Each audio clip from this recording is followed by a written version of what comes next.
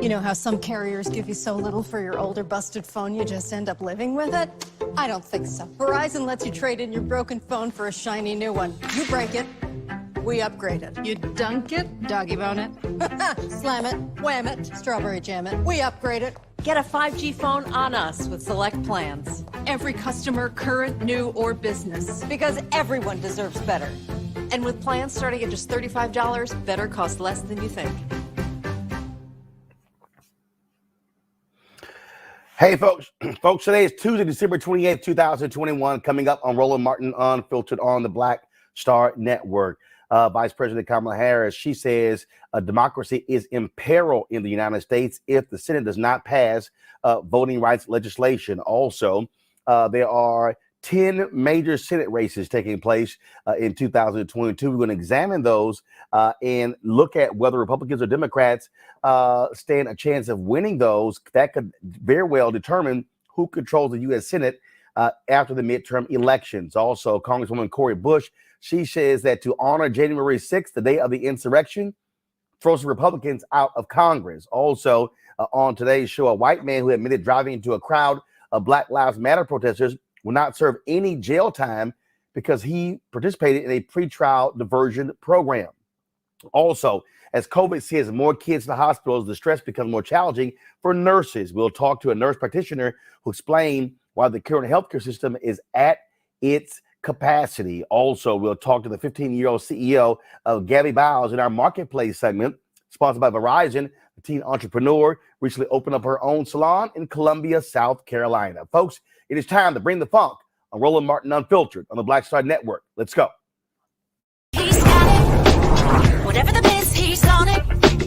Whatever it is, he's got the scoop, the fact, the find. And when it breaks, he's right on time and it's rolling. Best believe he's knowing. Putting it down from sports to news to politics. With entertainment just for kicks, he's rolling. It's on go, y'all. It's Roland Martin, yeah. Rolling with Roland now. He's funk, he's fresh, he's real, the best, you know he's Roland Martin now.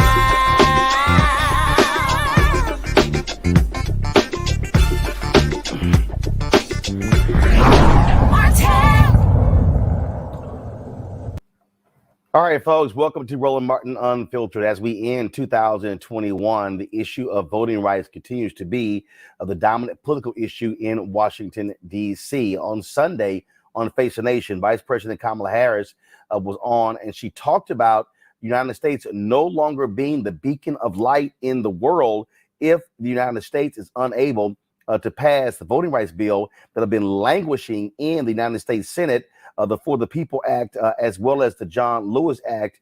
Here is some of what she had to say on Face the Nation.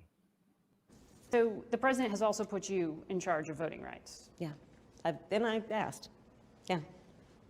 You asked it. You wanted this. you may know I am a child of parents who met when they were active in the civil rights movement. There is so much about this fight for justice and the ideals of our democracy that are part of just my DNA. And on the issue of voting, we have seen 18 at least states, over a dozen states that have passed, I'm told, 33 laws that are making it difficult for the American people to vote. You know, I've been meeting with prime ministers and presidents from around the world.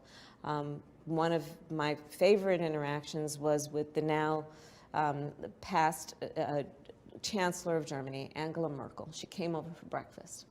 And we talked about everything that has to do with our relative security as nations and our priorities. And then she asked me about voting. She asked me about voting, and she knew what was going on here. And this is not a subject that was unique to my conversation with her, by the way, in terms of world leaders. Because people around the world watch what we do as America, because we have held ourselves out to be a model of the efficacy of the ability of a democracy to coexist with an economic strength and power. We have been a role model saying you can see this and aspire to this and reject autocracies and autocratic leadership. And right now we're about to take ourselves off the map as a role model if we let people destroy one of the most important pillars of a democracy, which is free and fair elections. You're talking about what's happening in state capitals around the country. I am, but I'm talking about that, and I'm talking about what's not happening in this capital in Washington, D.C., which is the passing of the John Lewis Voting Rights Advancement Act and the Freedom to Vote Act. We have to agree, and this is not about saying you should vote for me or you should vote for Democrats. This is about everyone having unfettered access to their right to vote and agreeing that this is bigger than one election cycle. This is literally about our standing in the world. It's about the integrity of our democracy. And I do believe, of all the things that are on the headline news tonight, tomorrow, for the next week or months, when our kids look back 5, 10 years from now at this moment, it will be on our watch that we either stood for and fought for our democracy or not. And that, I think that is all at stake right now. But you still have the reality of a 50-50 Senate. And you Correct. have 2 senators who say they're not on board for changing the filibuster in order to try to push this through. So how do you overcome that democratic reality of not having the votes and not having a clear path forward? And you're right to talk about the structure and the rules of the Senate, and that is real. And we will do and look at whatever is necessary to push for Congress to take this issue on. And we have to. We have to. Carve out to the filibuster. I'm not saying that. What I'm saying is that we are going to urge the United States Congress, and we have been, to examine the tools they have available to do what is necessary to fight for and retain the integrity of our voting system in America. It sounds like you're open, though, to a carve-out to the filibuster to get there. You were when you ran for president on the issue of climate. Are voting rights as important to you? I believe that voting rights is one of the most significant issues that is facing us as individuals and as leaders today. There's no question. No question. Voting rights lead to every other right. Every other right. And so we need to prioritize it as a nation, all of us, and understand why voting rights are important and insist that our elected leaders preserve these rights. But Margaret, realize that what's happening right now includes that the entire Republican caucus of the Senate have voted against even debating this subject. Even debating it. And I think it's really important that in this conversation about what's happening in Washington, D.C. on the issue of voting, that we not lose sight of the fact that there is one whole group of people, half of the United States Senate, who are refusing to even debate this issue. Like, you can then end up where you are. But stand up before the American people, state your position, defend your position, see if it stands up to logic and reason, or your stated or supposed ideals and values as an American. But to that point, you were just in the Senate, and, Yes. and the president spent decades there. How come you can't pull someone across the aisle on We this, are or trying. manage Joe Manchin within your own party? We are not going to give up on these issues. But you're right, it's a 50-50 Senate. It's a 50-50 Senate. And so, but it has to be a combination of us as an administration, but also everyone weighing in. And I'm glad we're having this conversation. I think we have to continue to elevate the conversation about voting rights. Given the daily grind that people are facing, this may not feel like an immediate or urgent matter, when in fact it is. And the more we have the opportunity to talk about it, the more I think people will see, yeah, I don't want an America of the future for my kids to be an America where we are suppressing the right of the American people to vote. So, what do we do? Let's go to my panel to talk about this whole thing. Xavier Pope, he joins us, host of Suit Up News, owner of the Pope Law Firm. Teresa Lundy, founder of TML Communications. Mustafa Santiago Ali, PhD, former senior advisor for environmental justice at the EPA. Now, there were multiple interviews that went on this weekend. President Joe Biden did talk about him believing they could do a carve out for the filibuster. But here's the whole deal. That's great. That's wonderful. But at the end of the day, Teresa, if you don't have Democrats, namely Arizona Senator Kristen Sinema and West Virginia Senator Joe Manchin agreeing with that, it's still not going to happen. It's not. And so it's really incumbent of the Senate to figure out a way around it. But honestly, I think Joe Manchin and some of the others have been very clear about their objective. And the objective is we're not going to pass this. So, I mean, I'm not sure what next steps can actually be done to get around this.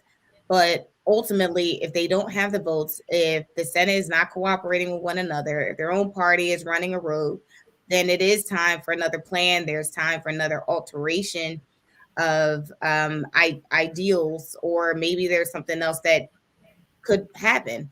But I think at this time, when we just don't have the votes, it's time to have that discussion on what you can do to move forward to make sure that states have the protections they need in terms of voting rights. Again, Mustafa, at the end of the day, look, ain't gonna be no Republican votes. It's not gonna happen. And so this has to be done solely by Democrats. And so President Joe Biden and Vice President Harris, they're gonna figure out some way to convince their own party to go along with this. Yeah, you know, and President Biden continues to have these conversations, at least with Joe Manchin. I'm not sure if it's happening with Sinema or not. I assume that there are some conversations. You know, he has to continue to put pressure, whatever that may look like. But we also have to ask the question, when we see Reverend Barber, and when we see Melanie Campbell, and when we see a number of other folks who continue to put pressure on folks on Capitol Hill, where's the rest of everybody else? You know, all the organizations that say that they support, you know, the democracy and making sure that everybody has the right to vote. We have a responsibility also to be there and continue to push. We also have a responsibility to utilize our dollars in a more effective way of not supporting some of the entities that continue to prop up these individuals. So, you know, it is people power, you know, being there, in whether it's in West Virginia or Arizona or on Capitol Hill, showing up. And then it is also about us using our economic power to let them know that we do not appreciate the actions that they have not taken, and that we will utilize our own actions to make sure that we're continuing to place pressure on them. The thing here, Xavier, is, I mean, it's really not that hard. And that is what you're dealing with is you've got these Democrats who are fearful that if they do this carve out, then Republicans can do the exact same thing if they get in power. Well, they've done it. Mitch McConnell did a carve out to put 2 people on the Supreme Court. They've done a carve out to raise the debt ceiling. So it ain't like it hasn't been done. Yeah, Roland. Just yesterday, Senator Rand Paul tweeted out how to steal an election, quote unquote, seeding in an area heavy with potential Democratic votes with as many absentee ballots as possible, targeting and convincing potential voters to complete them in a legally valid way, and then harvesting and counting the results. In 2021, there have been 19 states that have passed voter restrictive bills. 49 states introduced 440 bills. We talk about selling bills to the public. Many people in the public think that Democrats protecting the right to vote is itself harming democracy, when there's evidence to show this is exactly what Republicans are doing. To focus on the bills that have been passed in multiple states, what they say, how it impacts every single voter, is important to sell to the American public, as well as the dastardly deeds that have been done by the Republican Party that has to be trumpeted over and over and over again. When they've been in power, they've changed the rules to make sure they stay in power. And that's the way they actually play the game. All right, folks, got to go to break. We come back on Roland Martin Unfiltered. We'll talk about the January 6th insurrection. Of course, you have the committee doing their work. Now you have Congresswoman Cori Bush, who says, hey, a great way to focus on that day is to throw out Republicans who were involved in the planning to overthrow the results of the 2020 election. What do y'all think about that? You're watching Roland Martin Unfiltered right here on the Black Star Network.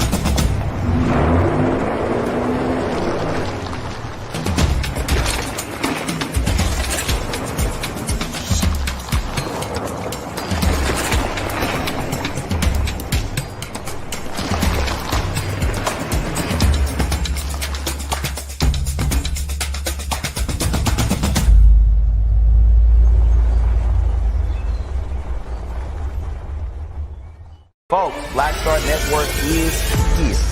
Hold no punches. I'm real revolutionary right now. Support this man, Black Media. He makes sure that our stories are told. Thank you for being the voice of Black America, Roland. Hey, Black, I love y'all. All momentum we have now, we have to keep this going. The video looks phenomenal. See, there's a difference between Black Star Network and Black-owned media and something like CNN. You can't be Black-owned media and be scared. It's time to be smart. Bring your eyeballs home. You dig?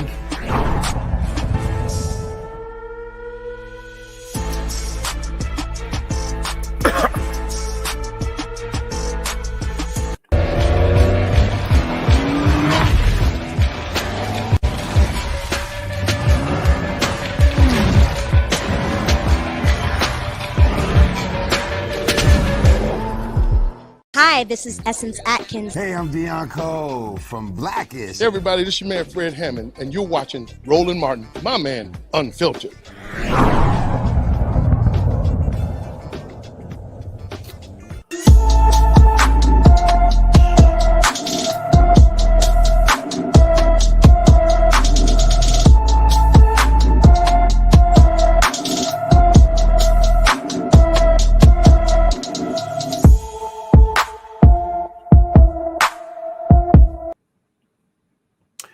All right, folks, 26-year-old Devin, let me pull this up, please. 26-year-old Devin Trayvon Angel hasn't been seen since October 24, 2021. The Houston native is described as being 5 feet 10 inches tall, weighing 185 pounds, with black hair and brown eyes. Devin has a mark on his nose from chickenpox, a birthmark on his back, and a tattoo on his arm. Anyone with information is asked to contact the HPD Missing Persons Unit at 832-394-1840. It's 394-1840. All right, folks. This tweet was sent out by St. Louis Congresswoman Cori Bush on a couple of days ago. She said we should commemorate the 1-year anniversary of January 6th by passing my H Resolution 25 to investigate and expel the members of Congress who helped incite the violent insurrection at our Capitol. Sounds like a great idea to me. Now, keep in mind what has been going on, Mustafa. We now are hearing that Peter Navarro said he, Senator Ted Cruz, and Steve Bannon and others have recruited upwards of 100 members of Congress to actually take over, to try to throw out the results of the election on January 6th, and then return it to 6 states that Republicans control. Sound to me like they are admitting to an insurrection. Exactly. And that's why the House Res 25 is so incredibly important, because it gives folks not only to have the accountability for it, the accountability also has to say that if you're caught with your hand in the cookie jar, if you're caught doing these types of egregious behaviors, then you need to go. You know, so treason is what treason is. And these types of actions definitely lead in that direction. I know to actually prosecute someone for a treasonous act has only happened a handful of times in our country, but nothing raises to a higher level than what we saw on January the 6th. And we put our trust into our elected officials to protect our democracy, to make sure that they are following the law, if you will. And for them to take these types of actions, to play a significant role with these domestic terrorists, says that they are not interested in the positions that they hold, so they need to go. You know, the crazy thing here, Xavier, is that, look, they're just openly admitting to this whole deal, and so what you're now seeing are individuals who were very much involved to try to overthrow the government. And look, the thing that jumps out here is that, you know, there were people right now who are in power who were involved. And that's the sort of action that needs to be taken to toss these folks out. Yeah, Roland. I mean, Navarro openly said, quote unquote, it was a perfect plan. And it all predicated on President Kamala on Capitol Hill. We didn't need any protesters because we had over 100 congressmen committed to it. That's openly saying 100 congressmen committed a terrible act upon this country and agreed to it. And now they're so emblazoned because they're defying subpoenas, defying contempt, and just moving ahead without any accountability at all. I think it is incumbent upon us to move faster. We have a report potentially that'll be maybe coming out next summer about what's happening, but that'll be right in the middle of an election. And how will that be impacted in terms of accountability? There needs to be some action, and it needs to happen swiftly.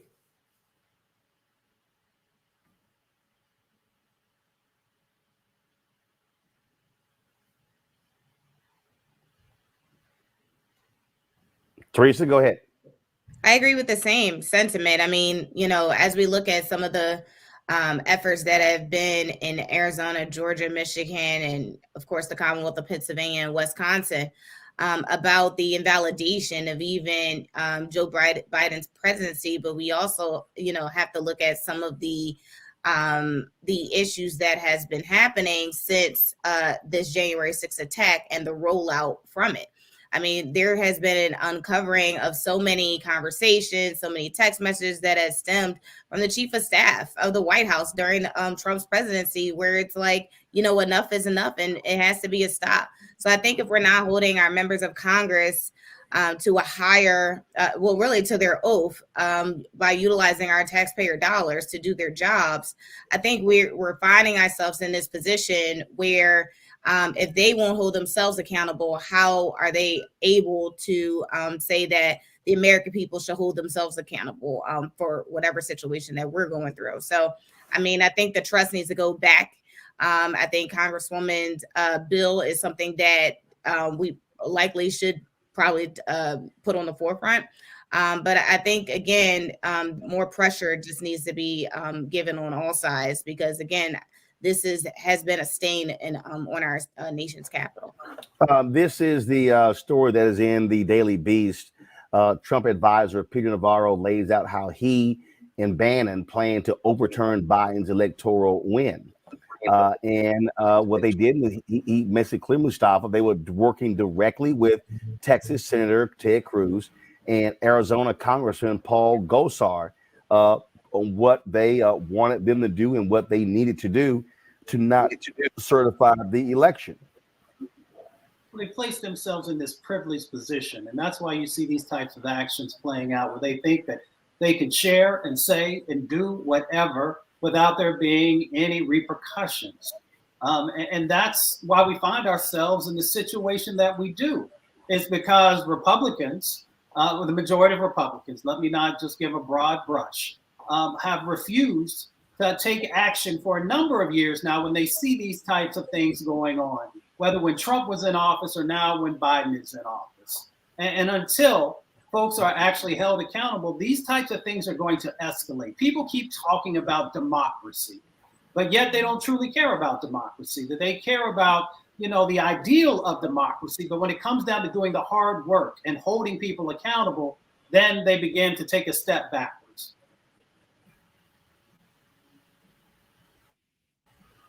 I mean, the reality here, Xavier, is that as far as I'm concerned, and I don't know what Attorney General Merrick Garland is doing, but I think they're moving way too damn slow arresting folks and investigating this. I mean, we're talking about approaching the 1-year anniversary.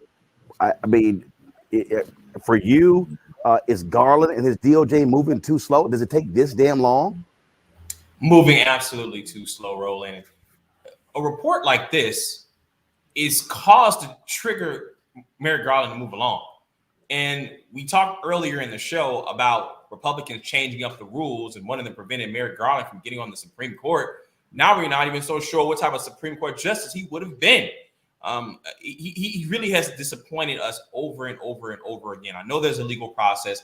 It does take time, but democracy is at peril.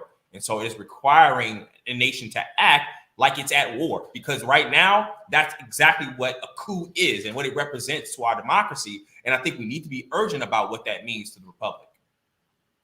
You know, Teresa, look, the DOJ their investigation has nothing to do with the January 6th committee. I mean, nothing. They can move forward with that. Do you believe that Attorney General Merrick Garland is moving too slow when it comes to prosecuting those folks involved with the insurrection on January 6th? Absolutely. I think the evidence has been pretty clear from the beginning that there has been accomplices from within the elected offices of the White House, in the Senate, and in the House. And I think it's kind of alarming because I feel like this was something, since it did make its mark on our Constitution, that it would be something that would be readily and fastly investigated to the extent of the law. I'm actually, I honestly, until we mentioned that, you know, January 6th is coming up, I didn't actually realize it. And so it's kind of taken back, you know, to that moment of where, you know, how we all felt in that crisis, how, you know, our capital that literally just got finished being refreshed and replenished has been taken over, you know, by insurrectionists, by people that we probably work with, our neighbors, you know, some of them are friends if they're not in camouflage. These are the people that we, you know, speak to on a daily basis. And this is how they act on our Constitution, on other people. And again, for us as in, you know, Merrick Garland, not to be in the urgency mode to understand that there is a huge crisis here that has to, you know, come to a conclusion. But right now, it seems like there is no conclusion that is happening. It seems like, you know, everybody is just kind of dealing with other issues at the moment. And this is not a crisis situation that we need to deal with. But hopefully, I think everybody's been seeing over time the trickle down effect because of this. Because of this, we're not getting voting rights passed. Because of this, we're getting ignored on other issues. Because of this, COVID-19 is still unfortunately unexplained, and people are still not getting the vaccine. But part of it is the overreaching message is people are not trusting our government at this time. This right here, you see this, Xavier. Navarro writes, we see this, we told the Daily Beast, we spent a lot of time lining up over 100 congressmen, including some senators. It started out perfectly. At 1 p.m., Gosar and Cruz did exactly what was expected of them. It was a perfect plan, and it all predicated on peace and calm on Capitol Hill. We didn't even need any protesters because we had over 100 congressmen committed to it. Well, guess what? That's where you haul his butt before Congress, and if he doesn't appear, slap him with a subpoena, stick his ass in jail, and say, fine, you're going to sit in jail for contempt of Congress until you talk. That's exactly the quote I was talking about, Roland. He is openly admitting and gloating, it seems, that we had some help. We had people climbing over fences and breaking through security and all that, and looking to hunt down Mike Pence and hang Mike Pence. But guess what? We did this, and we pursue this as something that we did was lawful. And I think that's the big portion of it. And also, we've had a 57% increase in Republicans who believe the big lie from January until now. And I think that the time that we're taking to move on it is actually turned now into a rallying cry. And now it's a political position that Republicans are taking so that they can openly admit what they've done and say, this is part of our strategy to win elections. Look, the thing here, Mustafa, is that these folks will do it again. I mean, let's be real clear. They're executing their strategy right now.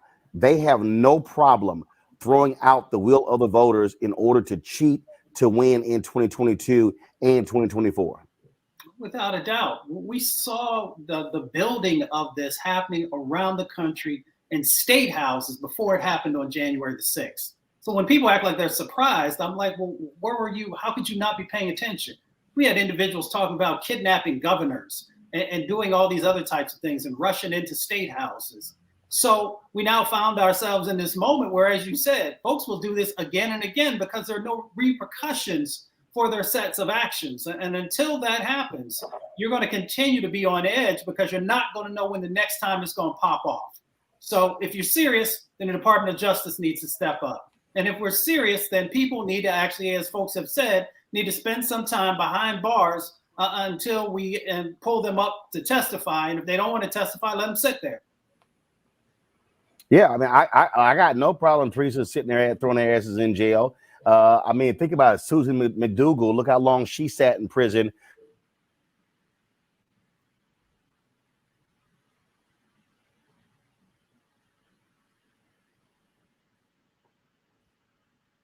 Can you hear me? Teresa, go ahead. Okay.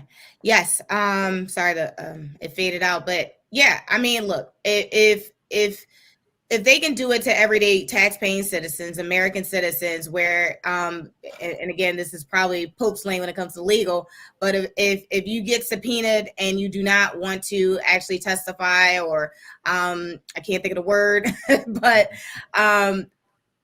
essentially, if Congress people do not want to follow the laws of the land, I do believe that there should be some consequences for their actions. It also should be a removal from their seat in representing their district. I'm not sure if there was actually a poll conducted where, it probably should be in terms of how do we hurry up the results of this report. And I think if that report, of the people was actually taken and surveyed and actually released, I think we would have a different conversation on the urgency of this rollout. But again, no one's asking the American people.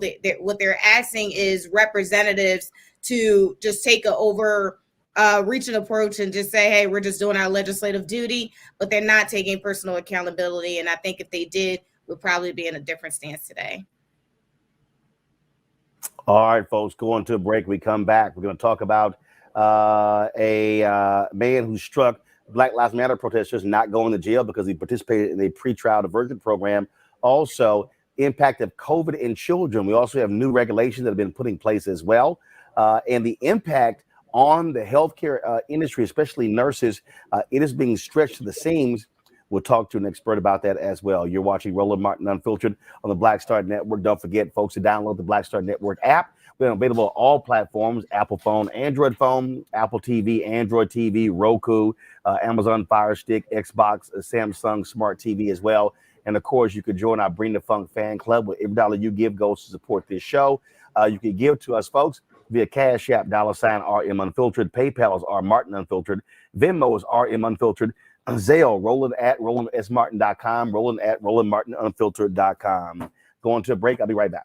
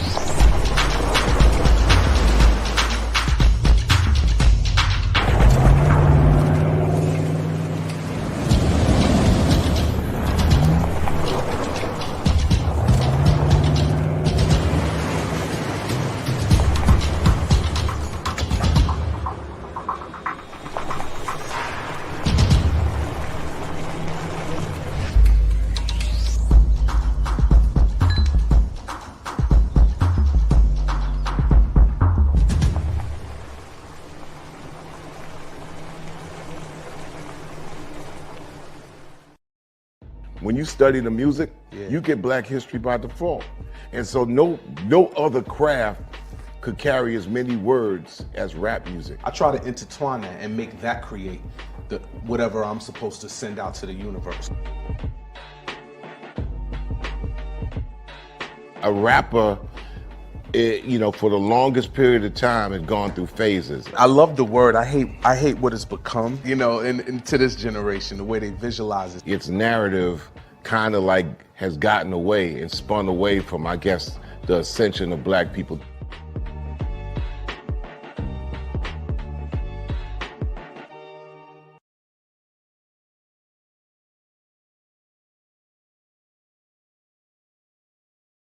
Hi, I'm Eric Nolan. What's up, y'all? I'm Will Packer. Chrisette Michelle. Hi, I'm Chaley Rose, and you're watching Roland Martin Unfiltered.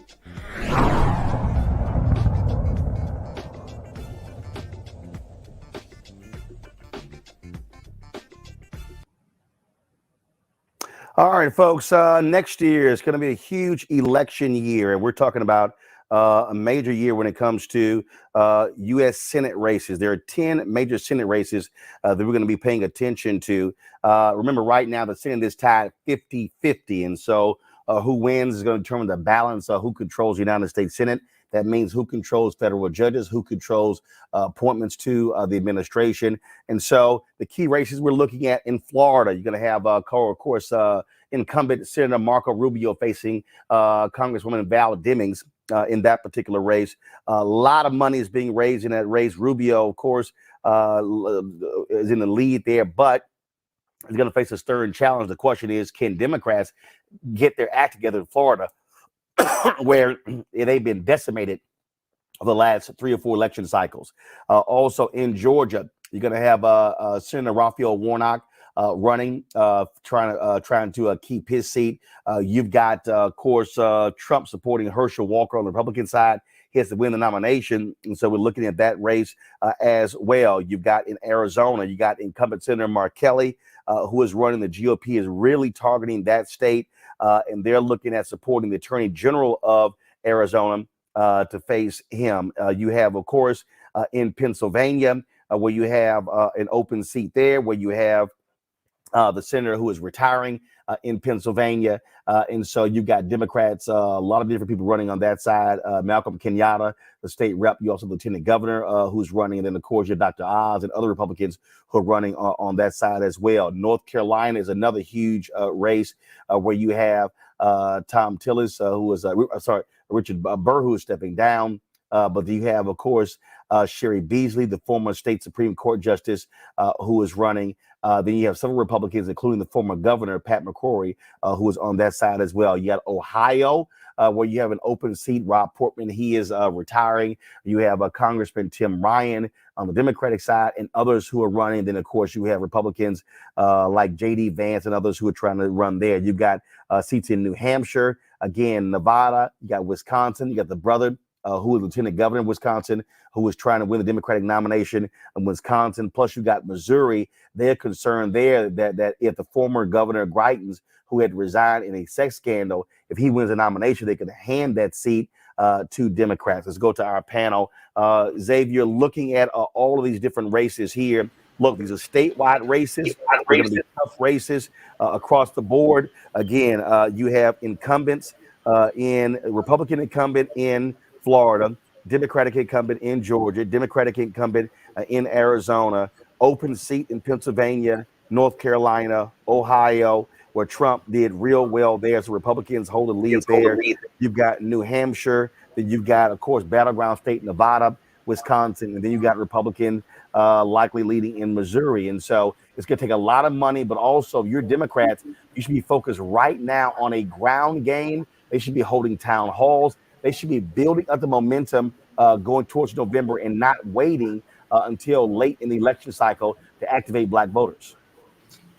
Roland, the reason why the ground game that you just spoke of is extremely important is because of the new voter suppression bills. And like I said, 19 states being passed is going to trust whether there's a fissure in our democracy and some of the data and polling that the Democrats are going to receive.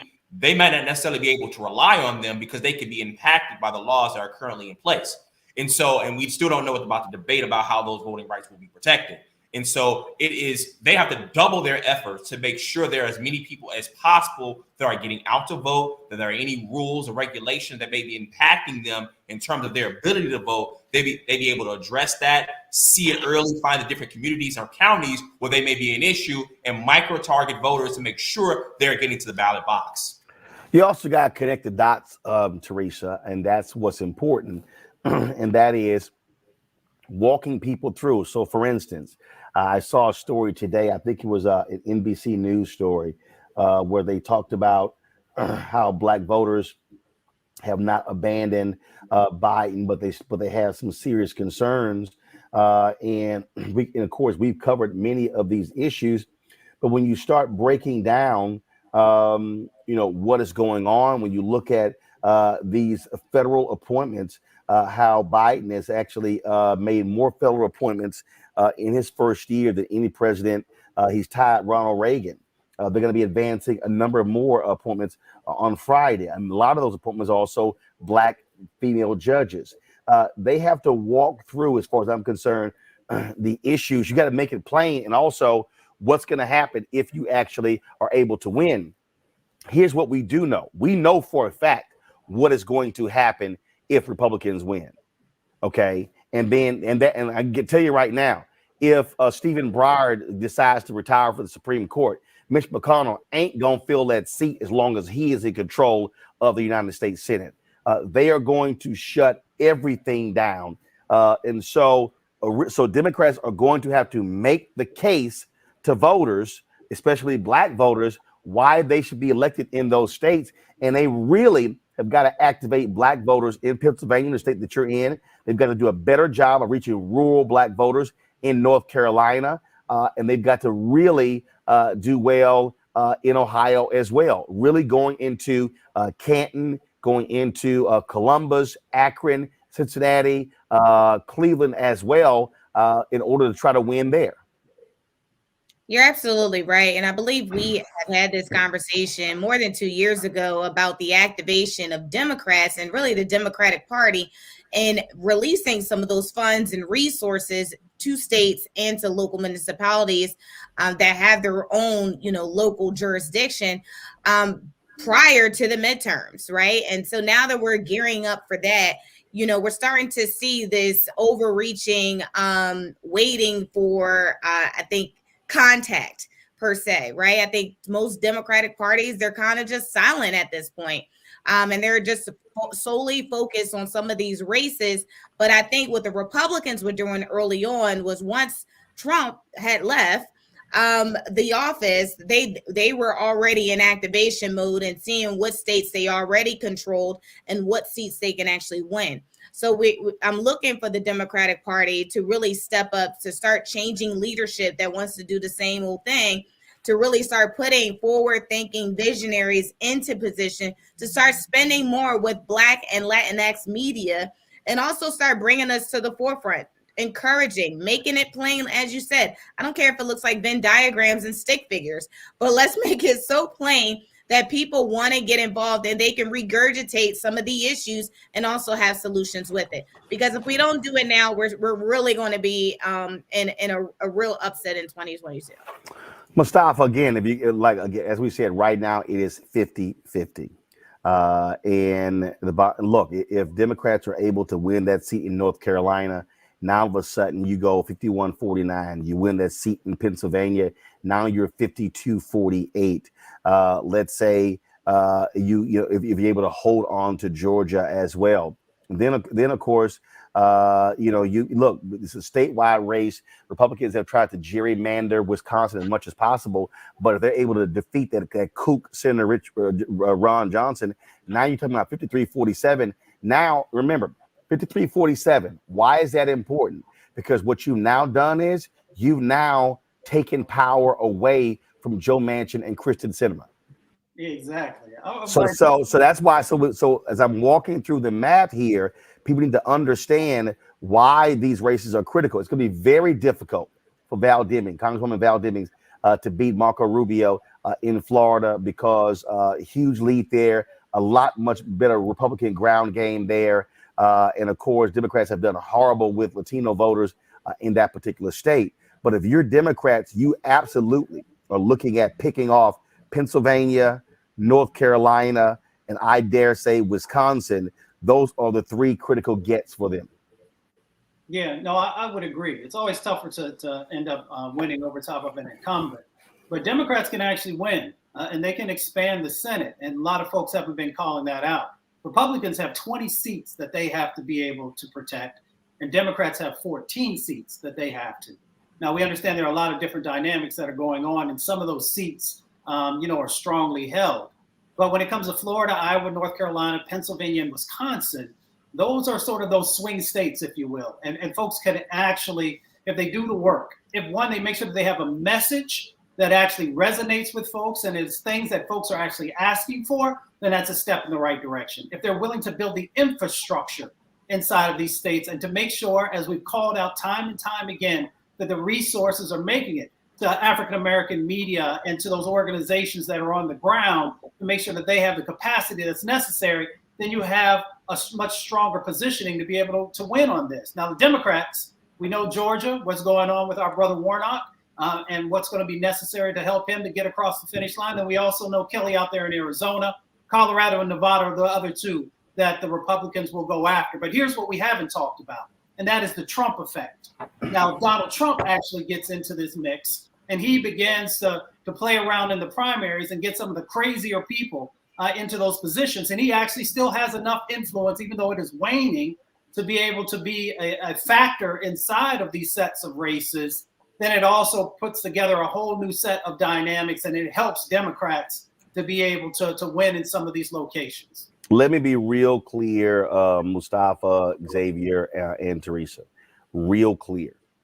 The Republican Party is going to have tremendous enthusiasm on their side. All these Trump crazies, that there is no Trump party, Republican Party. It's all one party. And so at the end of the day, Democrats can't play this game. I'm not quite so sure. No, understand, there's going to be enthusiasm, and you got to fight enthusiasm with enthusiasm, which means you got to build that up. And if you're Democrats, you can sit around and bitch about, oh, we didn't get this, we didn't get that. I can guarantee you're not going to get a damn thing if they take over the House and the Senate after the 2022 midterm elections. The enthusiasm, Roland, is also going to play out in being deputized to go to different polling stations and intimidate voters. And we also have seen, we saw in Oklahoma where passing a law to protect motorists who drive into protesters. We are there. We also talked about the lack of accountability at 1-6. We are at a point where we don't know if on election day that there won't be so much enthusiasm on the right. There's actual physical violence or threatened violence at some of these different locations, and where votes are being counted, particularly if the races don't go the way of that they expect them to go. Well, keep in mind, we can show at their polling locations too. Yeah.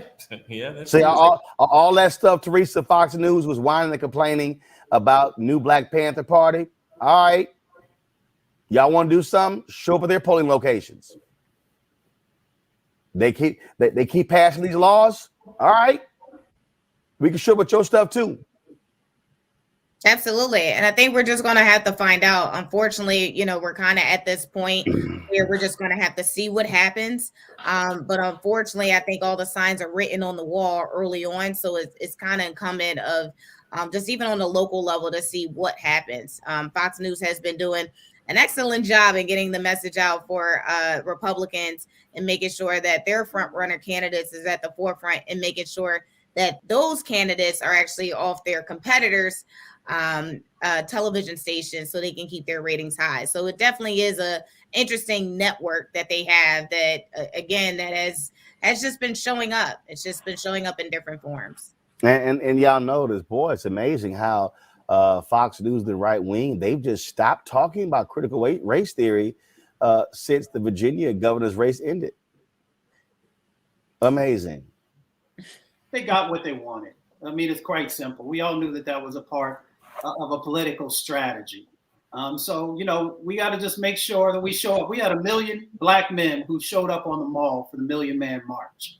It's time for 1 million men to show up at the polls in our communities and polls in other communities, and make sure that folks understand that we have power and we know how to utilize it. And then we can also make sure that our Latinx brothers are also showing up as well, those who are interested in making sure.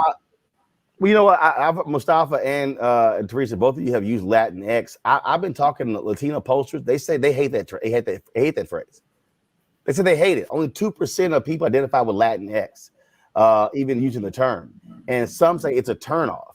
So we should just. I mean, they've literally been saying it. So we should be actually just going. Look, Matt Barreto is one of the top Latino pollsters. I asked Matt about that. He said, "Dude," he said, "that might appear to a few young people." He said, "But frankly," he said, "we should be using Hispanic/Latino." I'm Black X. That's all I know.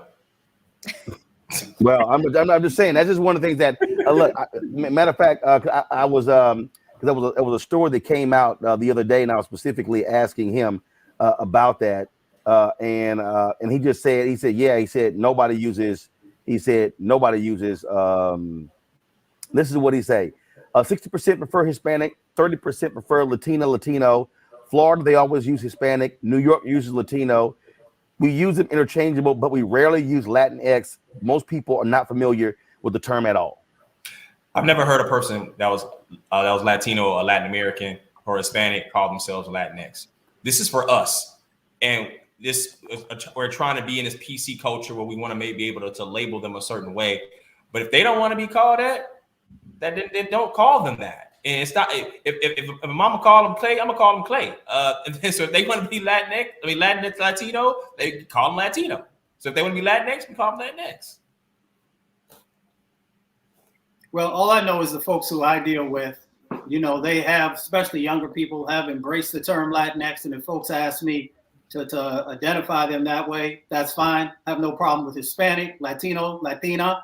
I have plenty of folks in my family who actually, label themselves with those different types of terms. So, again, when it gets to pollsters, you just got to take everything with a grain of salt. For me, the important thing is that Black folks and those brown folks who want to stand in solidarity show up and make sure that we get the wins that are necessary. Because at the end of the day, we understand the policies and how they're going to play out if we don't.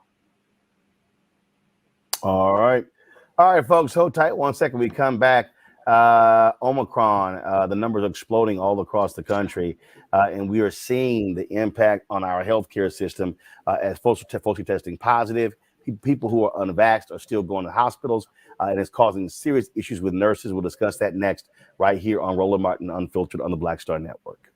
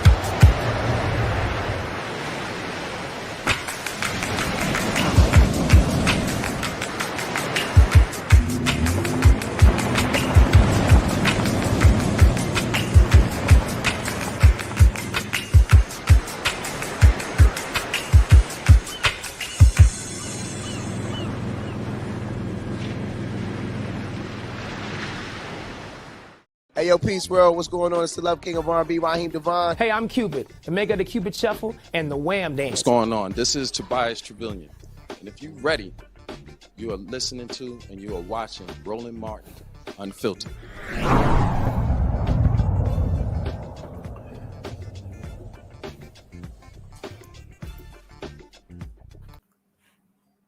Folks, COVID continues to wreak havoc all across the country. Today, a few moments before the bowl game was supposed to start, UCLA Bruins pulled out of Holiday Bowl against North Carolina State, citing significant problems with COVID-19 and the various protocols.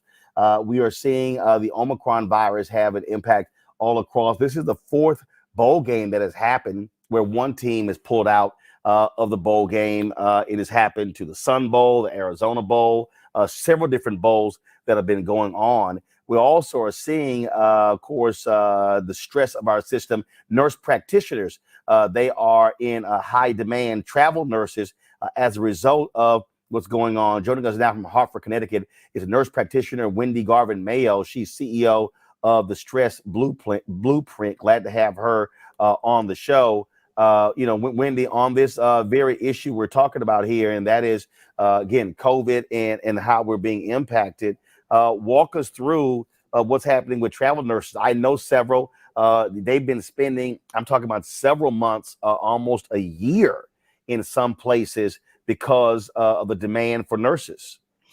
Yeah, so thank you for having me, Roland. So what I want to say about that is that I'm not sure if everyone knows this, but the nursing shortage is a national crisis. We are definitely in crisis mode, especially with this pandemic. It's more and this crisis actually was before COVID. Oh, so yes, even before COVID hit, we saw a significant number of nurses who were retiring, and then not enough coming into the field. Go ahead. Yes, absolutely. And because of that, because we're in the pandemic, nurses have left the field, which has really increased the nursing shortage. So travel nurses were used to really help fill that gap. But what you're seeing now is that utilizing travel nurses, and there's many articles out there that support this, is like putting a Band-Aid over an open fire hose. And they are still having the same issues that, nurses are having, nurses that are hired by healthcare institutions, such as stress, burnout, mental and physical exhaustion. So everyone is really feeling this impact of COVID-19, and it's only going to get worse. All right. So in terms of where we are, okay, are we seeing a replenishing from nursing schools? What is being done? Is this the issue of pay? Is it an issue of just the grind? So how do we confront this shortage? Yeah, so I want to break that down a little bit. So in terms of pay, travel nurses are paid a lot more than nurses who are hired by an institution. So a travel nurse in my city can make $500,000 in 3 months. whereas a nurse who is hired by an institution can make about $95,000 a year. Right. So that's a problem that causes a divide. In terms of pumping out nurses out of nursing school, students in nursing school now are being pumped out into the workforce. But my concern is that we really have no infrastructure to support them. We have nurses, nursing students who graduated in December. We have another set who are graduating in May, and they are coming into this crisis. And we are not talking about that enough in healthcare. How are we going to support these student nurses so that they can remain at the bedside and have a great career to really close this gap on the nursing shortage? All right. So you talked about that particular pay issue. How does a travel nurse make $500,000 in 3 months? Well, they are offering, about $4,000 a week, right, to be a travel nurse. And this is public information. Anyone can go and look that up. And in different states, it's different rates.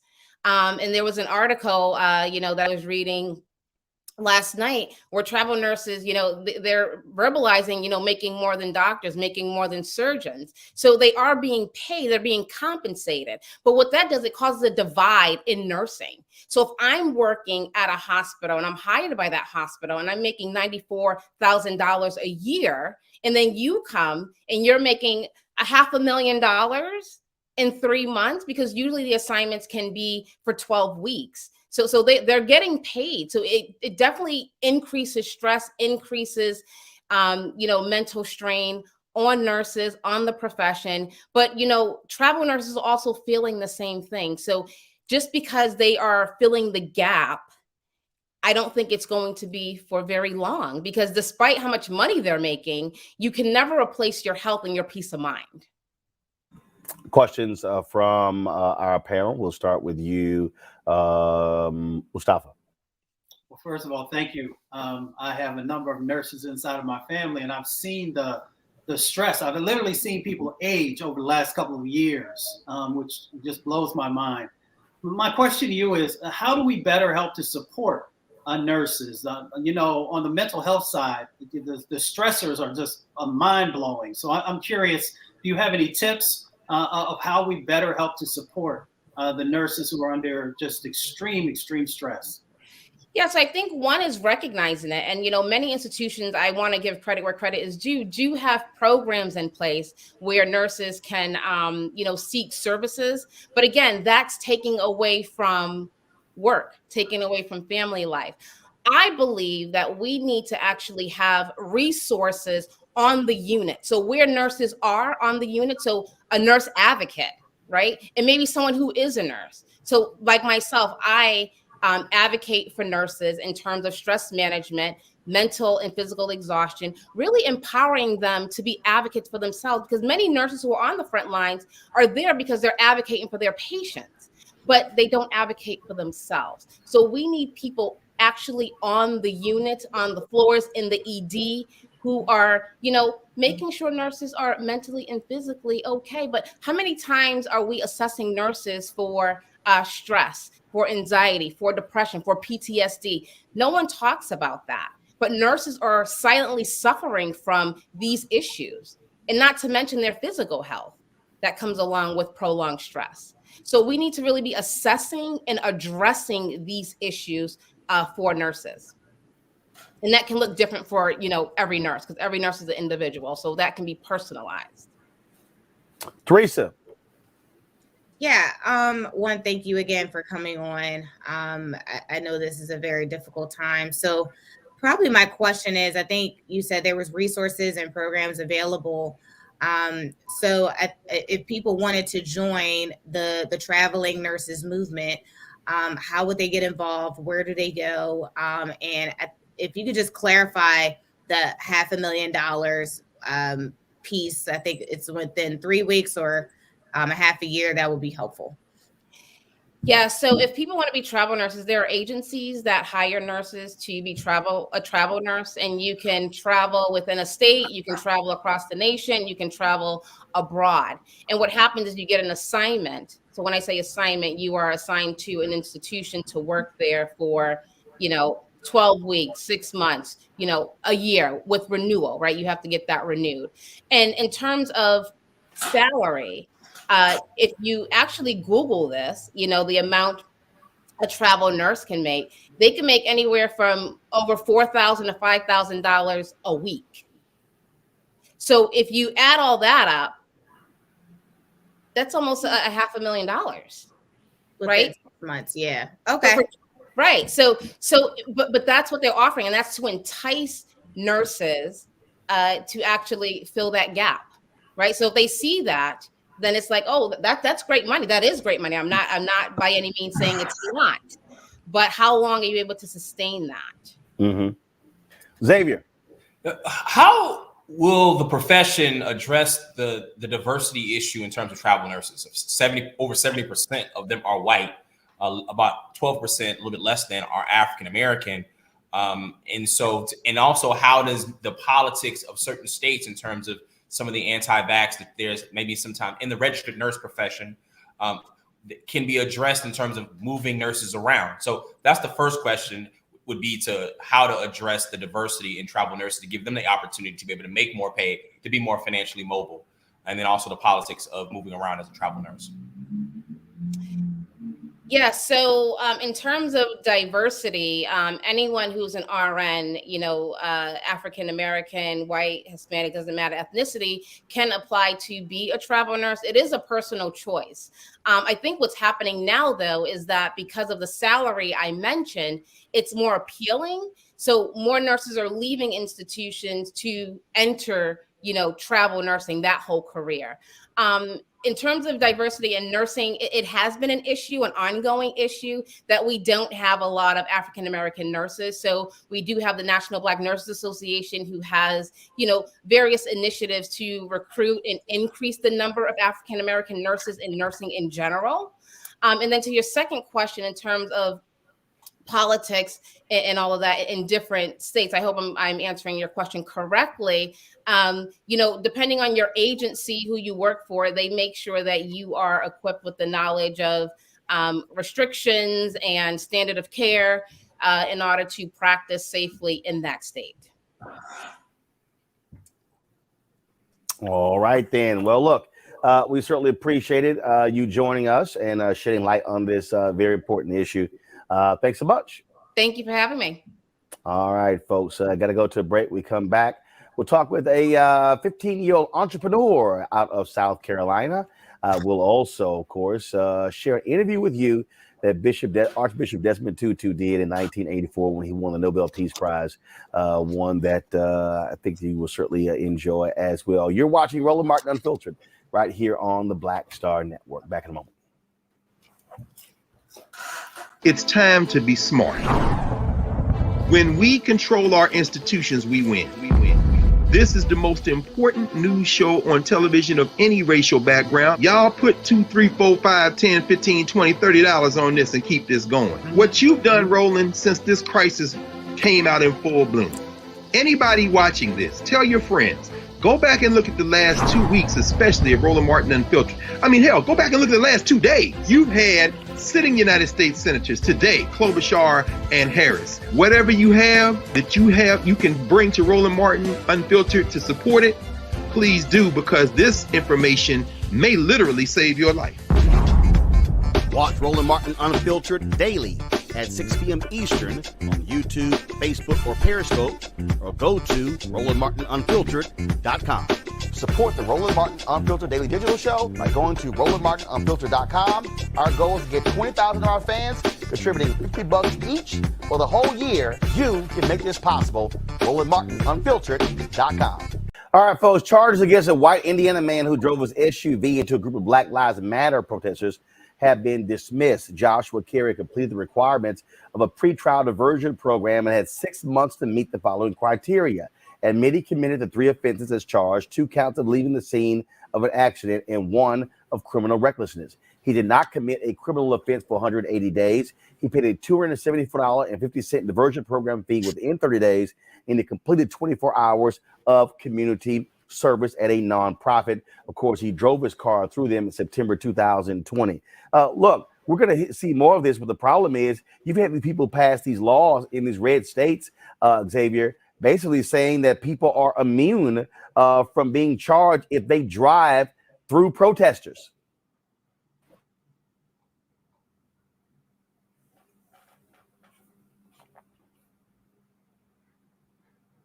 Xavier, you there?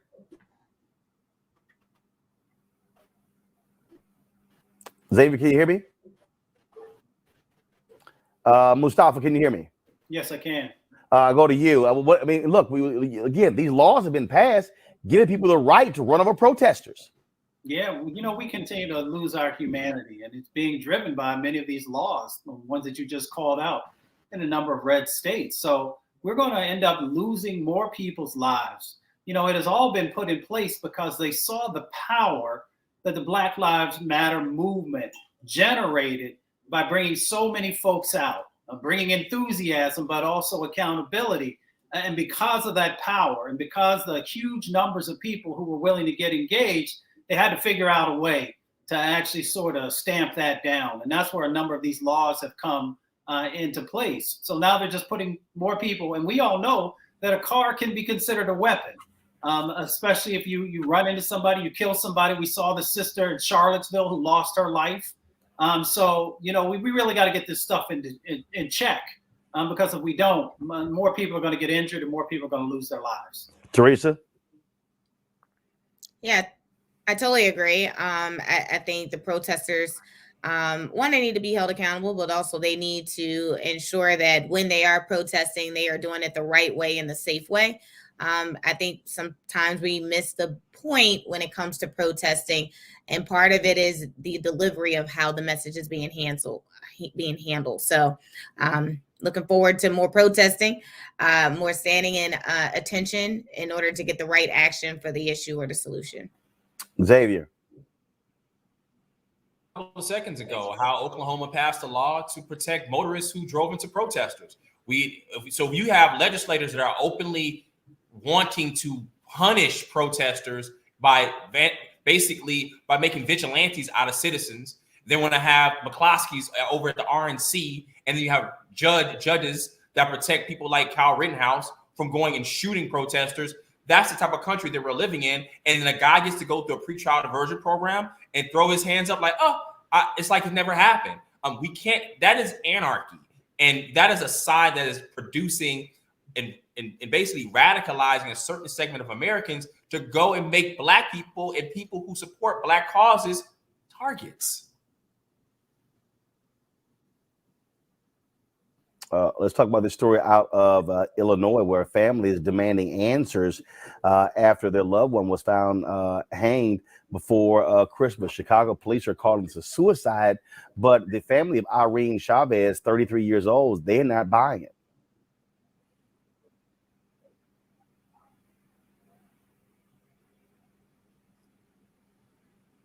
Not quite sure exactly what happened to my sister. I did my best to look out. I visited the headquarters. I asked detectives questions, and I hit a red light, a stop sign, a door every single time. And now I'm here to just really put out there that my sister was found, hung in the 3rd District Police Department and holding while bounded, apparently.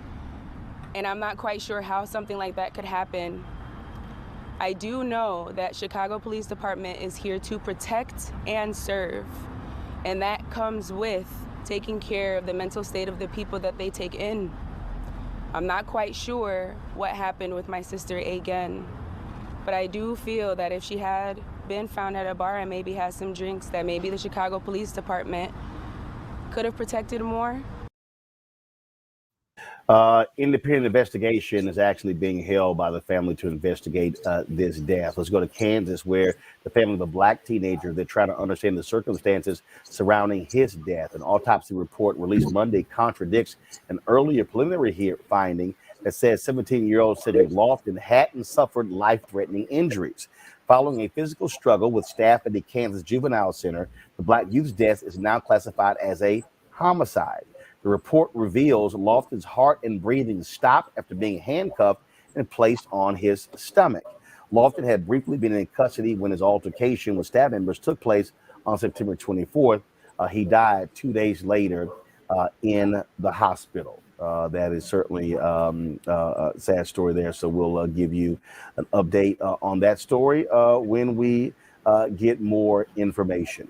All right, folks, going to go to a break. When we come back, Marketplace segment sponsored by Verizon. A 15-year-old entrepreneur is opening her own salon. We'll tell you about her pathway to being an entrepreneur. That is next on Roland Martin Unfiltered on the Black Star Network.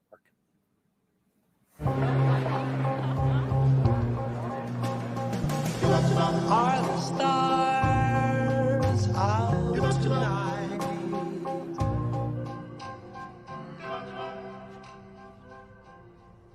Alexa, play our favorite song again. Okay.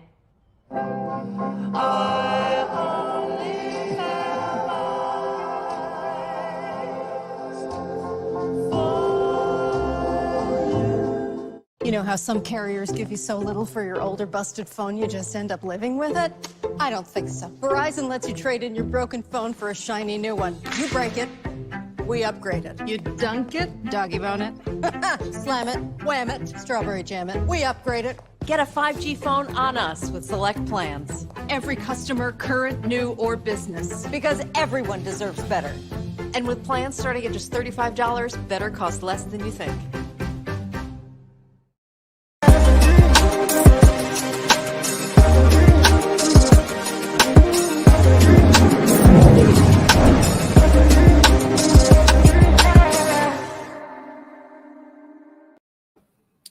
Folks, she's shipping orders of barrettes and plant-based hairstyle products to all 50 states and 13 countries. Now, 15-year-old Gabby Goodwin, who is the CEO of Confidence, has launched her own salon. She joins us now from Columbia, South Carolina. Gabby, how you doing?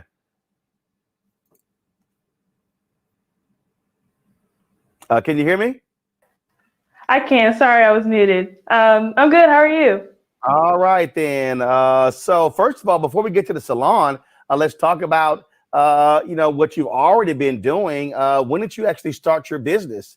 And when did you start selling products? We started Confidence, which was originally known as Gabbybows, in February of 2014 when I was 7 years old. And then we've now been in business for almost 8 years. Wow. And so how did it start? It started honestly off of a Twitter rant. My mom would go to the store every 2 or so weeks buying different barrettes that wouldn't stain my hair. And she was very frustrated and not only losing money, but also wasting time, not only going to the store, but also doing my hair for 15, 20 minutes before school. And then she would drop me off and I would be picked up with bows lost and my hair just looks an entire mess. And with that, she went on Twitter to rant about how my bows didn't stay in my hair. And after her and many other moms were talking about how terrible these barrettes were, our pastor actually jumped into the conversation and said, sounds like a market you need to break into. And my mom told me I was about 5 years old when this idea came up. And obviously, one, I didn't want to, get in trouble or continue to get in trouble for losing my barrettes. But I've also always wanted to inspire people, and especially girls. And I saw this as a way to do that. So I nagged my mom into creating a barrette and creating a business, and the rest is history. So you did that, and y'all been growing the business. And look, you're shipping to 50 states, 13 countries. How are you doing revenue-wise? Yes. How many employees do you have? Yeah, so for the past 3 or so years since I was in the 6th grade, our business has made 6 figures. So I've kind of coined the hashtag of 6 figures by the 6th grade. And we've right now, especially in 2021, prioritized employees and hiring people. So we just brought on about 3 different team members when it comes to either fulfillment or team management, or even also just dealing with customers and customer service. So we've been able to grow our team as a whole, but we also have, different contracts with people, especially Black-owned brands who are helping us in many different areas as well. All right. So now you've opened this salon. Why? We wanted to create a space where girls can, not only feel confident in themselves, but also feel confident in their hair. And I think that with the salon, we're able to not only help girls get their hair done, feel beautiful, but they're also able to see the behind the scenes of the business, see the fulfillment process, or even meet me sometimes if I'm walking around the office. So we really wanted to create a place where girls can get their hair done, because I know that there's not really many little girl salons, because it does take a lot of work, but we were able to create a space where girls can come, have fun, but then also learn about business or just see what's going on behind the scenes and just have the whole confidence experience. All right, questions from my panel. I will start with you, Teresa. Yeah. Hey, Gabby. I really honestly don't have a question, but I just want to say I'm very, very proud of you. It does take a lot of ambition, a lot of creativity and vision. Being a little girl myself, I know I would have loved a shop like yours, other than going with my mom to her hair salon. Right. It's one of those bright ideas that I think more people should, open their doors to you. So if you're looking to come in Philadelphia, please reach out. Yes, we're definitely looking to franchise, and definitely that is an opportunity that we would love to take as well. So thank you so much. Xavier. Gabby, I'm so proud of you. I have a 16-year-old daughter, so it's really great to see. I literally text them during this segment, my two youngest kids, and I say, you're never too young to start a business. You've been in business for 8 years now. In your beginning of your journey, did you expect following your vision would then give jobs to people and impact their families and communities and create pathways and being a great Black woman entrepreneur? Yes, I've always seen that inspiration or aspiration, I guess. I've always wanted to be able to, do that, and not only, be a light in my family, but also in my community around me and just around the world as well. So I definitely really wanted to be able to create jobs for people, be able to inspire girls who look like me and help them know that they can do whatever they want to do. It doesn't matter, how old they are, or how, if they're Black or not, or just there's many stereotypes that I feel like a lot of Black girls go through, especially in the workforce, and especially, if you're a young entrepreneur, you can go through a lot. But I wanted to be able to show girls, and still want to this day, that they can also be CEOs just like me. And we've not only been able to do that, by selling our products, but we also have an academy, our Mommy and Me Entrepreneurship Academy, where we have over 50 girls who are selling our products under our brand. So they have their own business and they're learning different entrepreneurship skills. And through that, we're able to help them, grow out of their shell like I did through entrepreneurship, and just help them learn things that they can, use when they grow up and either work in the workforce or work for somebody else, or even start their own businesses and work for themselves. So I definitely wanted to be able to create opportunities for many different people, and I'm glad that that's becoming a reality. Mustafa. CEO, good one. I like the way that sounds. What has been the greatest lesson that you've learned in the time that you've been leading your organization? The greatest lesson that I've learned is just to be confident in myself. I mentioned before that my confidence has blossomed through entrepreneurship. And before everything kind of got big, or our business started to gain traction, I was really shy growing up, and I didn't really want to talk to people that I didn't know, or I was just really quiet. And in business, you have to be the opposite of that. You have to go outside your way, or go out of your way and talk to people, especially at, vendor shows. And we started that route early, going to vendor shows, every single week. And through that, and also doing interviews, speeches, I was able to kind of grow out of my shell and really be the person that I am today. And I'm glad that I've been able to do that and learn, because, if I didn't have entrepreneurship as my I guess, outlet for my confidence, I wouldn't have been able to, know how to speak in front of people or how to be confident in myself, especially as a young Black girl. And also just another thing that I also came up with, this is a quote that I came up with when I was probably about 10, and it is "No is just an abbreviation for next opportunity." And I've been able to also learn that because, even though I may be young, I may be cute, and people want to support me, there were a lot of no's heard, in this process. And there still are no's that I hear on a consistent basis. But I've always learned I've learned over time that even if you hear no, that doesn't mean it's the end of the world or the end of your business, but it can be, a next opportunity for your big yes that you're waiting for. All right, then. Well, Gabby, certainly congratulations. First of all, where can people go online to see your products? Yes, you can go to Gabbybows.com. That's on the screen. It's GABBYBOWS.com. We are also in some online retail stores. You can go to Bloomingdale's.com, Target.com, and we'll be partnering with Macy's.com next year. But then there's also different retail stores or local beauty supply stores around the world that you can also find on our website too. All right, then. Gabby Goodwin, CEO of Confidence. We appreciate it. Thanks a lot. Thank you so much for having me.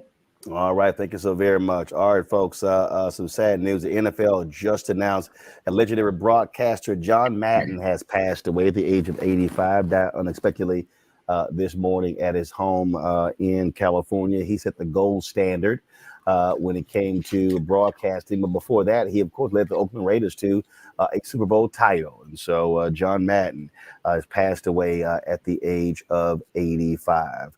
Let me thank Teresa, Mustafa, and Xavier for being on today's show. I want to thank all three of you for being with us as we, of course, been focused on today's news. I'm gonna go to a quick break. We come back. I want to end today's show, folks, with the interview done with Archbishop Desmond Tutu after he won the Nobel Peace Prize in 1984. We want to share that with you as we reflect on his passing at the age of 90 on Sunday. You're watching Roland Martin Unfiltered right here on the Black Star Network.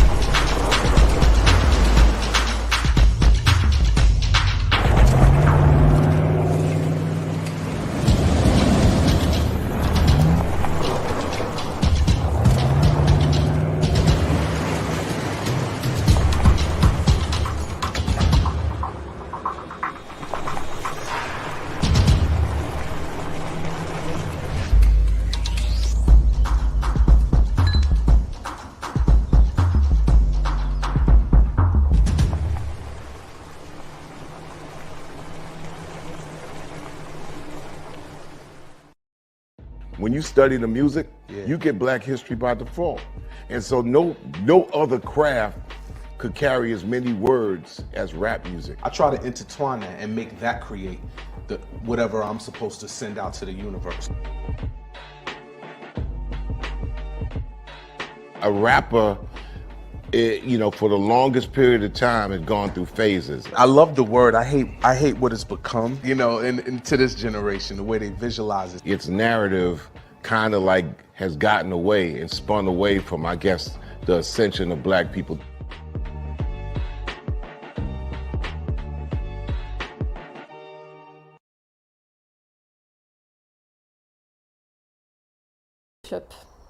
For the Nobel Foundation. Hi, I'm Eric Nolan. What's up, y'all? I'm Will Packer. I'm Chrisette Michelle. Hi, I'm Shaylee Rose, and you're watching Roland Martin Unfiltered.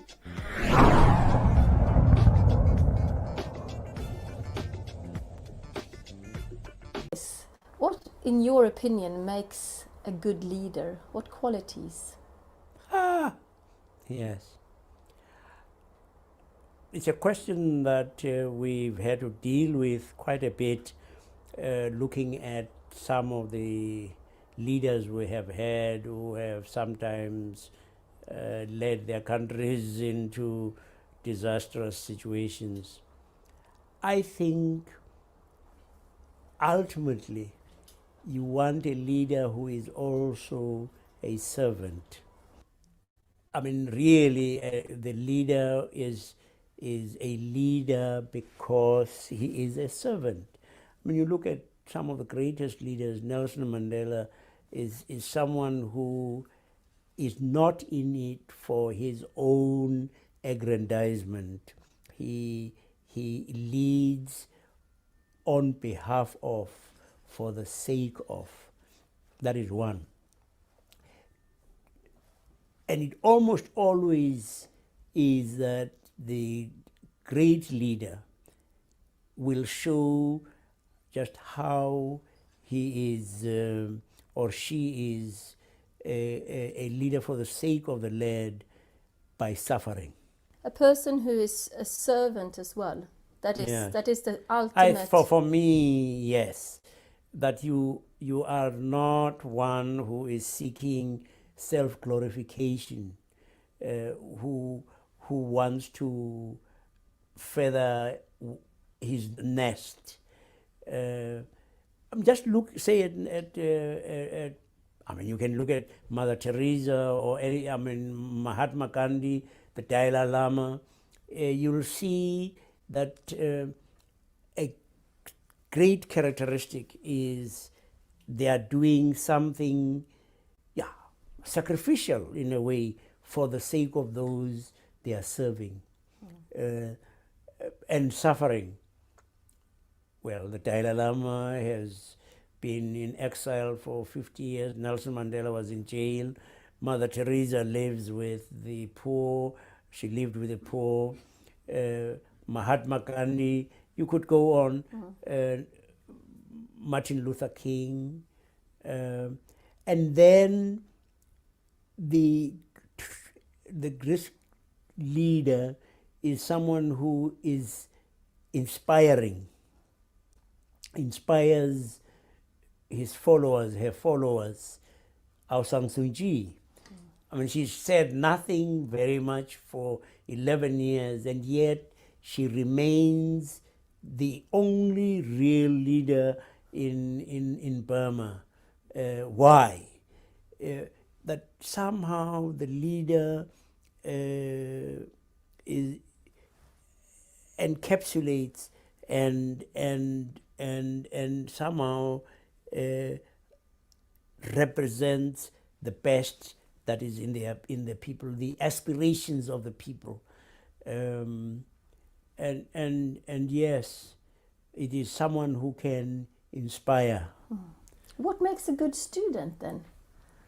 A good student, yeah, who learns all of these things, but also questions. You know, someone who's not just passive, sitting there and has things thrown at them, but they question. In South Africa, one of our big problems was that our education system seemed to tell people what to think instead of teaching people how to think, and saying, we want you to have questioning minds. We want you to be, in a sense, skeptical. You must say, I don't believe this until I have proof that that satisfies me that is so. We mustn't. We have often confused authoritative with authoritarian. You know, the authoritarian says, you must do this because I say so. Authoritative says, well, prove whether it is true or not. And because this one has built up a credibility, when they say something, you say, ah, yes, this person, when he says, I want you to try to forgive, he speaks authoritatively because he has gone through a process himself where he showed that he could forgive. In the same line, what makes a good and working environment then?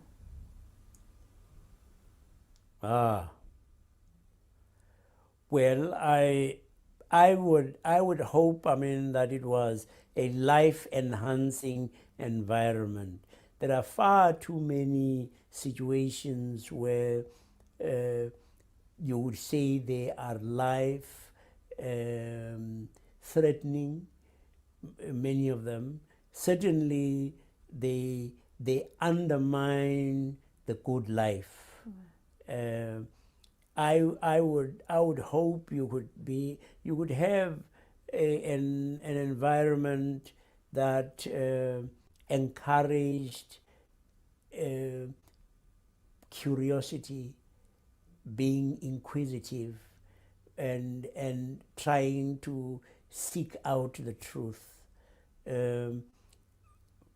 But it must also be an affirming environment, which enables people to feel affirmed. Far too frequently, you find leaders who are scared of the abilities of others. They are threatened by the ability of others, and so they tend to throw their weight around. So we go back to what is a good leader.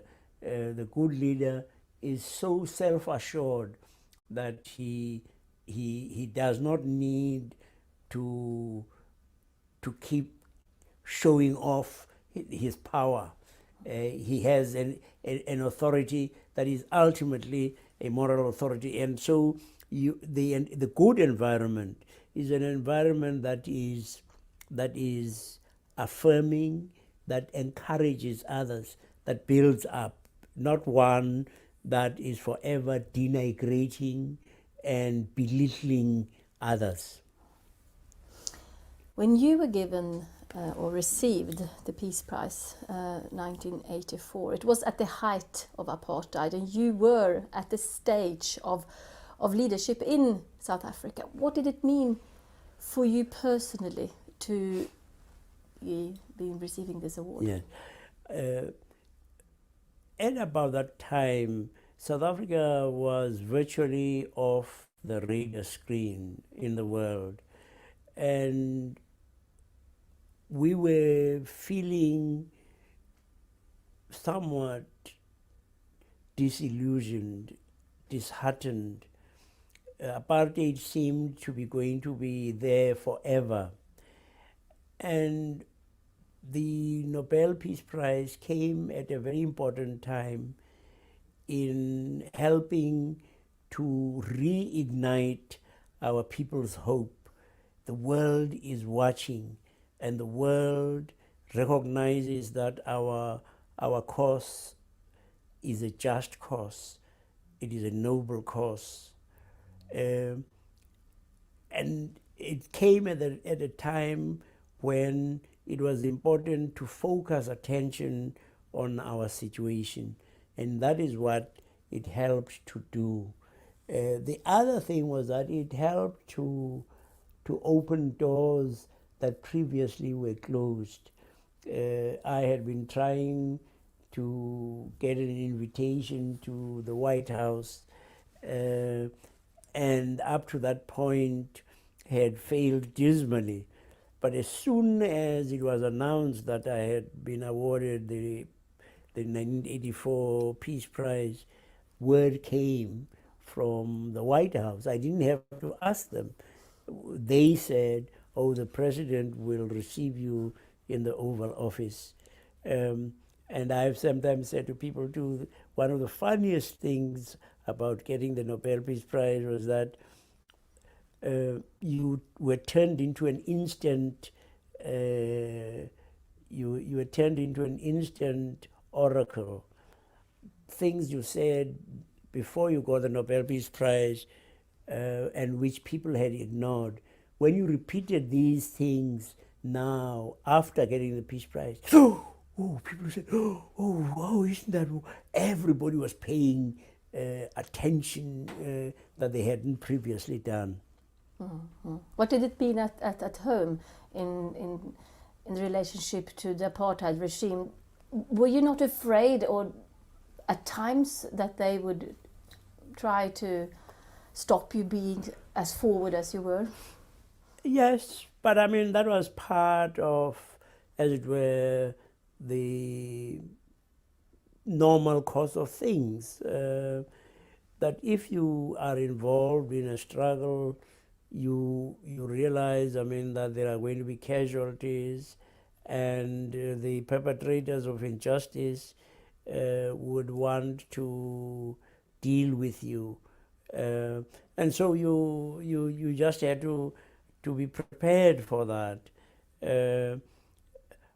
But the prize also obviously increased our profile, and possibly helped to some extent in protecting us.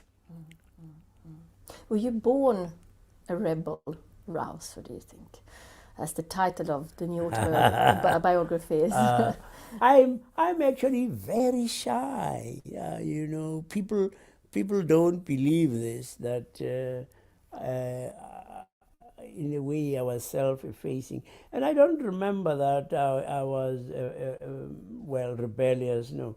In fact, I was quite a nice young guy. You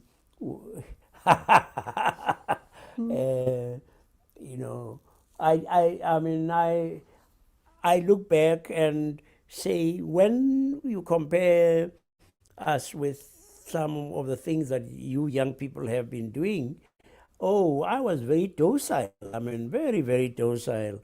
I mean, look at how long we accepted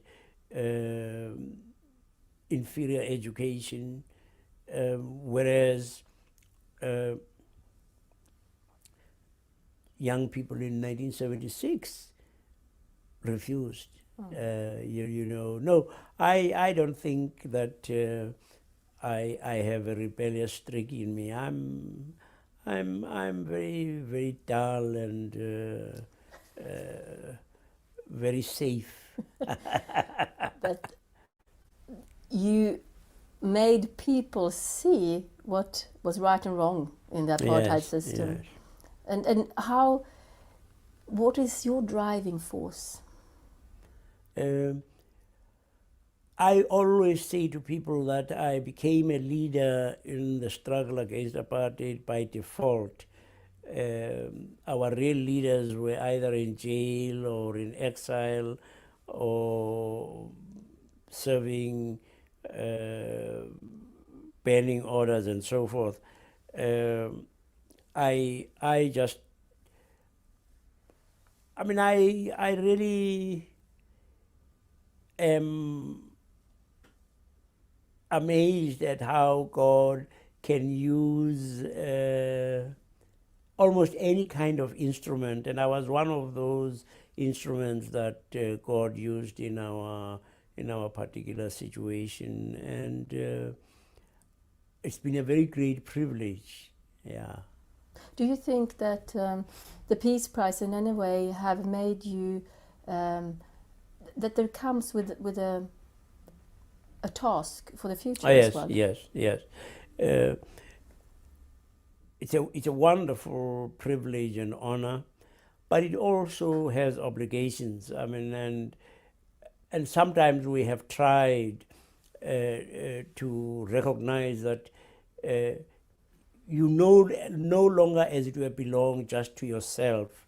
You to some extent are now a servant of the world, and for instance,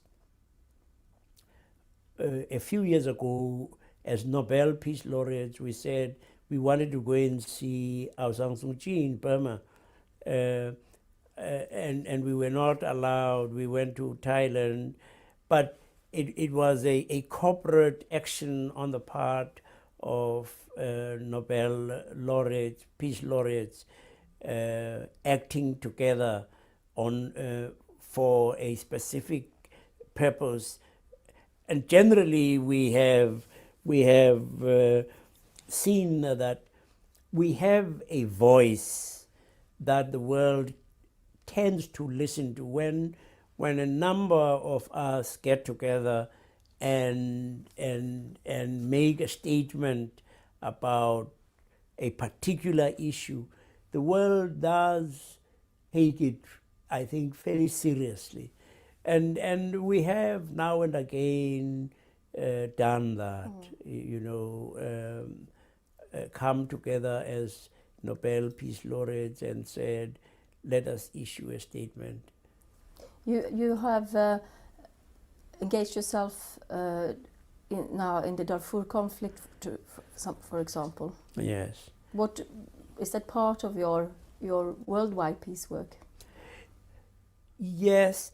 As you probably know, there was an initiative called the Elders that was an initiative of Nelson Mandela and Graça Machel.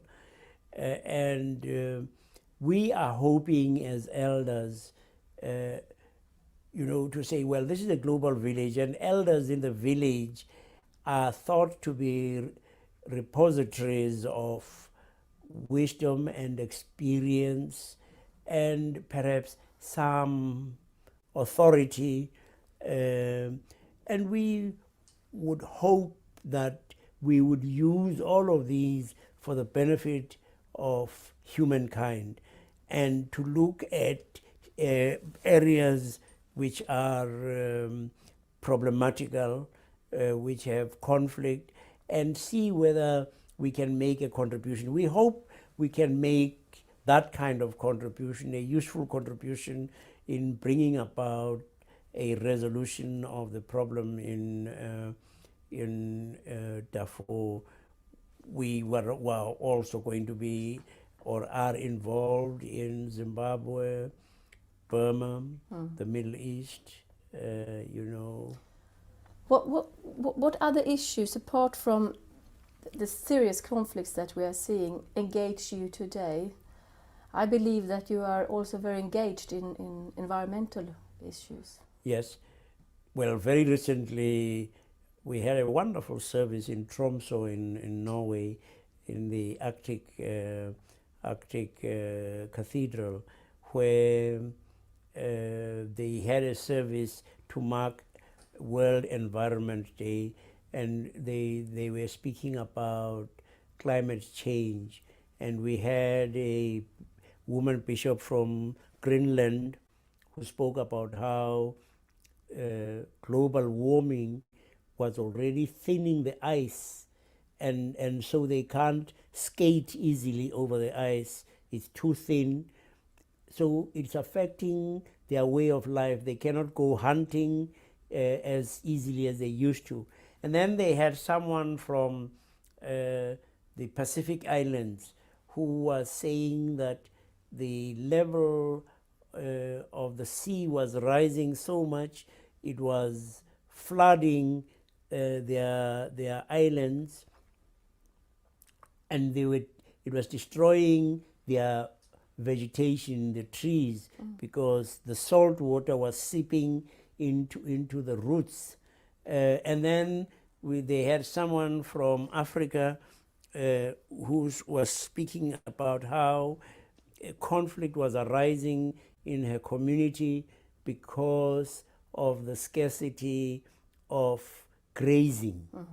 And of course, you know, therefore part of the reason why there is conflict there is that there is competition for ever reducing pasture. And yes, we are very exercised by the whole question of the environment, and are saying we need to impress on people that each of us can make a difference. We can reduce the size of our carbon footprint. We can each be careful that we do not litter, and people can begin to learn that you can use globes that are less expensive and do not use as much energy as the conventional ones, incandescent globes and things of that kind. Yeah. It is, in this issue, I think the children often in the poor countries that are mostly affected, yet they are not the culprits of the global warming. How does that make you feel? Is that sort of anger that I see sometimes arising in you when you see how unjust it still is? Yes, well, you are saying, I mean, something that is important, that unless we begin to be quite serious about the fact that actually we are one family, we are constantly going to be running up against problems such as this, where the wealthy might become irresponsible and the victims are not themselves, but the victims are the vulnerable, the poor. To say we are not going to be able to survive except together. We are not going to be prosperous except together. And that we can spend as much money as we like. We will never win wars against terror as long as there are conditions that make people desperate. Mm-hmm. And one of these issues is the environmental issue. Absolutely, yes. That I mean, if you are going to have less water, I mean, people are going to be fighting over diminishing resources, and the weaker are obviously going to be the ones who get the worst of that argument. The strong will be grasping all they can, and we're saying there is still enough for everybody if we could have the good sense of trying to share. I just want to see what we have learned from South Africa is that there was a way forward by accepting the TRC and that you have always said there is a need to forgiveness. Yeah. You have to. How do we as people then learn how to forgive each other? What can you tell us? One of the things is, how do you learn how to swim? You don't learn how to swim by reading books. You learn how to swim by swimming. And so you learn to forgive by forgiving. And all of us have, at one time or another, had to forgive. We know what it means to forgive. We know what it means to be forgiven. And let's just apply what we know. Okay, thank you very much. God bless you.